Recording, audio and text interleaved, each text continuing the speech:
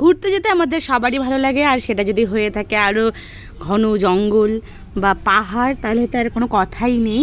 তো আমরা যেদিক দিয়ে যাচ্ছি চারিদিকে পাহাড়, মানে দুধারে পাহাড়, আর দেখো কি সুন্দর সুন্দর গাছ, দেখেই মন শান্তি। আসলে আসামের রাস্তাগুলো এত সুন্দর, দেখেই মন ভরে যায়। আর জানো তো আমাদের সাথে যাচ্ছে আমার বোন, ওর বর আর বোনের মেয়ে। তো ওদের সাথে ঘুরতে যেতে আমাদের বেশ ভালোই লাগে, কারণ নিজেদের লোক বলে কথা। তো যাদের সাথে ঘুরে ভালো লাগে তো তাদের সাথে কিন্তু ঘুরতে যেতে বারবার করে ইচ্ছে করে। তো আগেও আমরা গিয়েছিলাম, তো তখন আমার ছেলে হয়নি।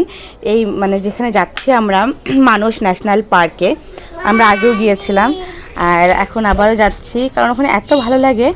তো আমরা পৌঁছতে পৌঁছতে এখন রাত হয়ে গেছে, কারণ আমরা বেরিয়েছি বিকেল 5টা নাগাদ। আর এখানে এসে আমার ছেলে মেয়ে ওরা এত খুশি হয়ে গেছে এখানে এসে। আর রুমটাও ছিল খুবই সুন্দর, একটাই রুম নিয়েছি, ওখানটায় 2টো বেড ছিল। তো হয়ে গেছে আমাদের সবারই একসাথে। আর এই দেখো বাড়িটা প্রচণ্ড সুন্দর, রাতের অন্ধকারে এত সুন্দর একটা শান্ত পরিবেশ, খুবই ভালো লাগছিল এখানে এসে।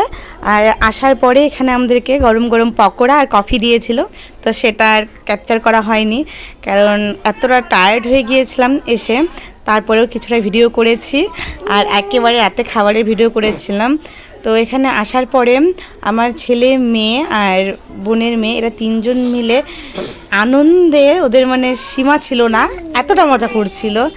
কি করবে না করবে বুঝেই উঠতে পারছিল না, একবার এই বিছানায় তো একবার ওই বিছানায়। তারপর সবাই মিলে একটু বসে আড্ডা দিচ্ছিলাম। আজকের ভিডিওটা তাহলে এখানে শেষ করছি, ফিরে আসবো আবার একটা নতুন ভিডিও নিয়ে। তোমরা ভালো থেকো, সুস্থ থেকো, আর এভাবেই আমার পাশে থেকো। তো চলো বন্ধুরা, টাটা।